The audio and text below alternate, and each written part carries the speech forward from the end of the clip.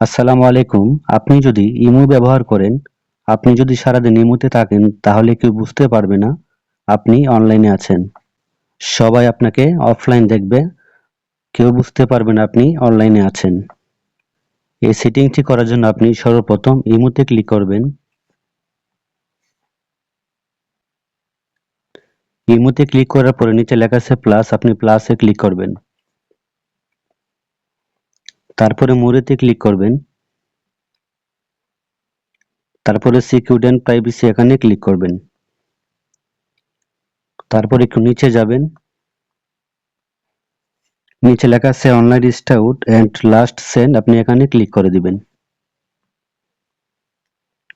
এখানে আসার পরে যদি এভরিওয়ান থাকে তাহলে মনে করবেন যে আপনাকে সবাই অনলাইনে দেখতে পারবে যদি আপনি ইমোতে লাইনে থাকেন। আর যদি মাই কন্টাক্টসে ক্লিক করেন তাহলে আপনার বন্ধু বান্ধব আপনাকে অনলাইনে দেখতে পারবে। আর যদি কাস্টমে ক্লিক করেন তাহলে আপনি এখান থেকে যাদেরকে আপনি সিলেক্ট করবেন তারাই শুধু আপনাকে অনলাইনে দেখতে পারবে। আর যদি আপনি নিচে লেখা আছে নোবডি, এখানে যদি ক্লিক করে দেন তাহলে আপনাকে কেউই অনলাইনে দেখবে না আপনি যদি ইমোতে থাকেন।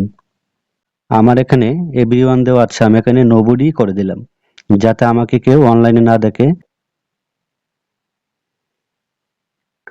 আমি এখান থেকে নোবডি সিলেক্ট করে দিলাম, আপনিও এখান থেকে নোবডি সিলেক্ট করে দিবেন।